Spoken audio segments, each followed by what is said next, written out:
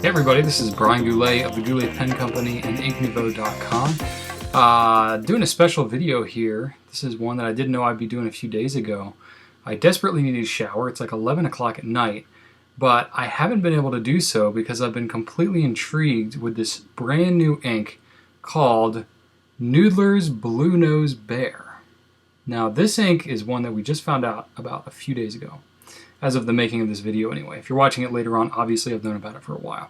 But this is a new ink. It's meant to be the next ink in the Black Swan series. So it's not named a Black Swan, but you know, first there was Black Swan in Australian Roses, then there was Black Swan in English Roses, now you have Blue Nose Bear, and it's meant to be a highly shading ink with a halo effect when you use it in a flex pen. So this is a very interesting ink. And I'm kind of mystified about how to explain it. So I will show you and I'll talk you through it as best that I can, because this is just such an unconventional ink. So let me show you what it's all about. So here we are checking out Noodler's Blue Nose Bear. Well, technically on the bottle you'll see it says the Blue Nose Bear, but I think I'm just going to call it Blue Nose Bear. What do you think, Rachel? Sure.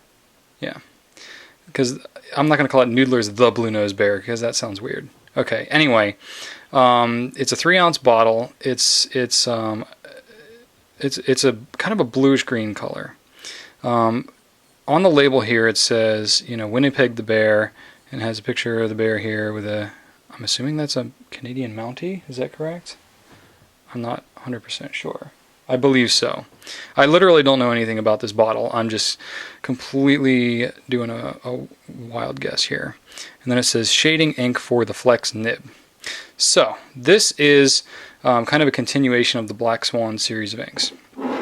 And I will show you what they look like right now. For the test I used the Noodler's Flex Nib pen. This is actually Ivory Darkness, which was with the release that happened in January and hasn't happened since, so don't ask me if I had those pens, because I don't.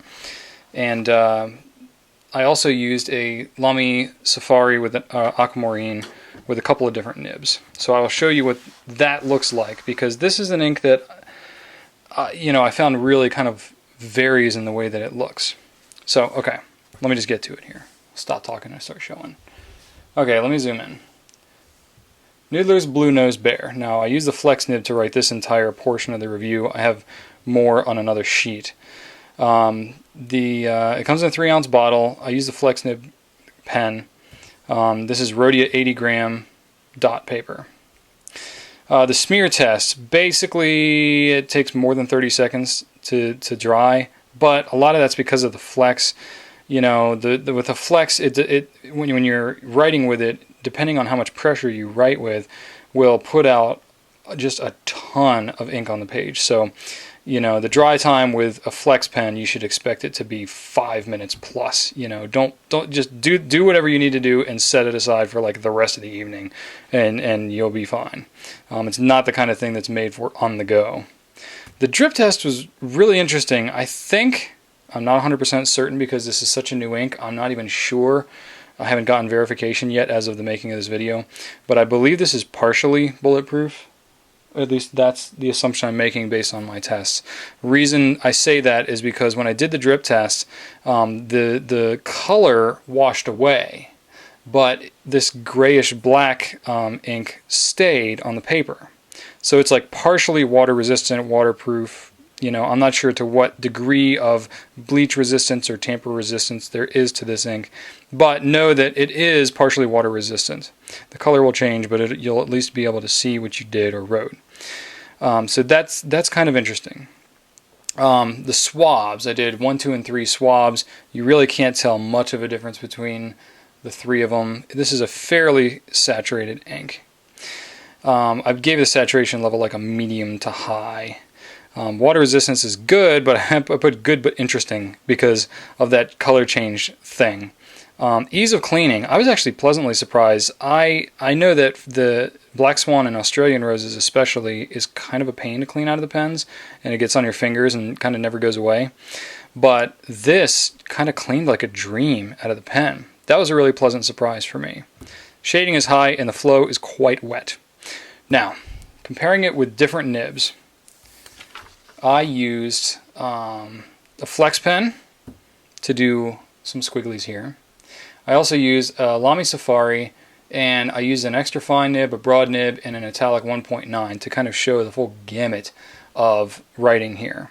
And you can probably tell in the video, you'll be able to tell even better from the color adjusted photos I post on Ink Nouveau, that the flex pen makes the ink look quite a bit darker than the rest of the nibs do. In a conventional fountain pen nib, this is going to look more like a traditional ink.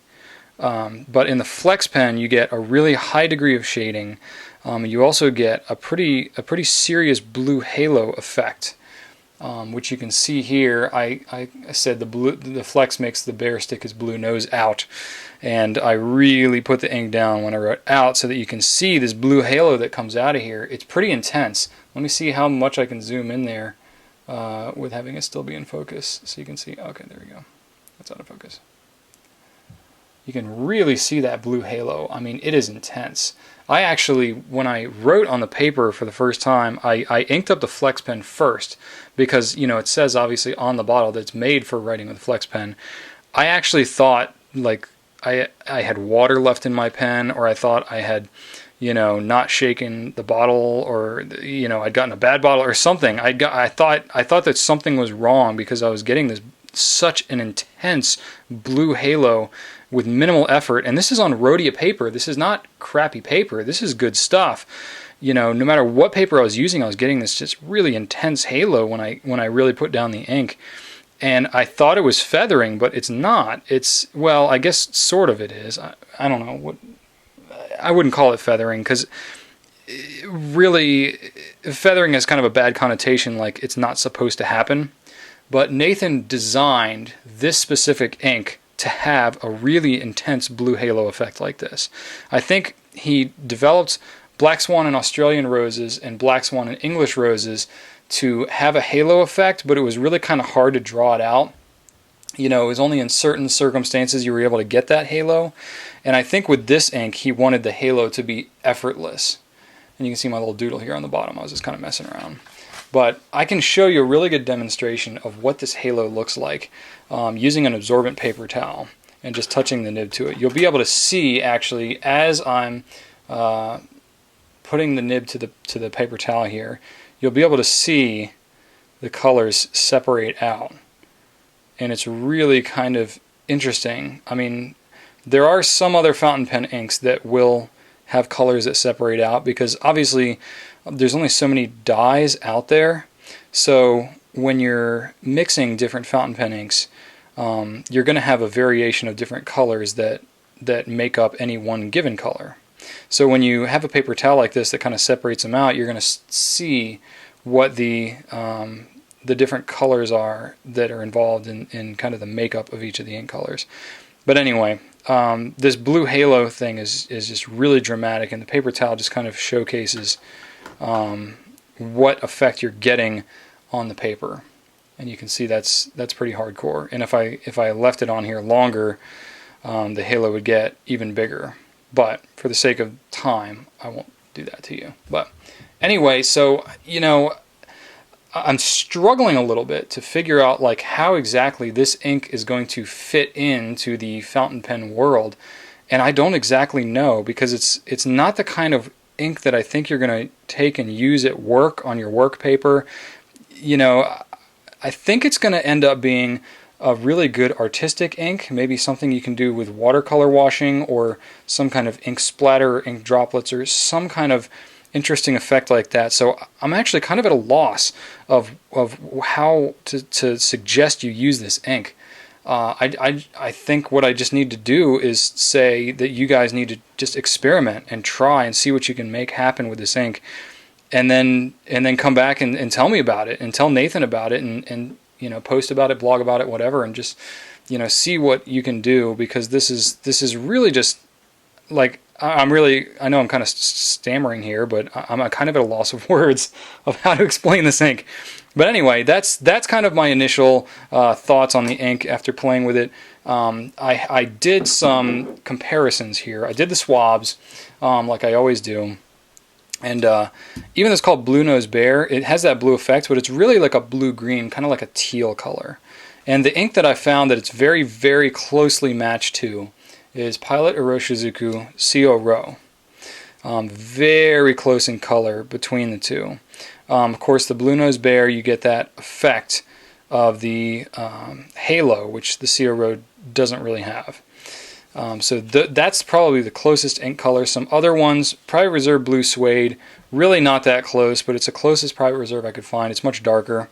Diamine Umber, it's got a little bit more green to it, but it might give you some idea. It was the closest diamond I could find. And then Noodler's Forest Green has a little bit more green to it, but kind of in the same vein. I really actually had a hard time finding any ink that was really, really close. CO Ro is the closest, but there's really nothing that's an exact match for this Blue Nose Bear. And then, of course, the properties that it has on top of just the color itself make it really kind of unique. So I'm really eager to see how accepted this ink is going to be in the fountain pen community. So, I would love to get your feedback if you do get a chance to try it out. And in any case, that's my initial thoughts on the Noodler's Blue Nose Bear. All right, well, I hope you enjoyed my review of Noodler's Blue Nose Bear. I can't wait for some of you to start getting this in your hands and seeing what you can do with it, especially you artists out there. If you have any questions at all about it, you can always email me at brian@gouletpens.com. Thanks a lot, everybody, and write on.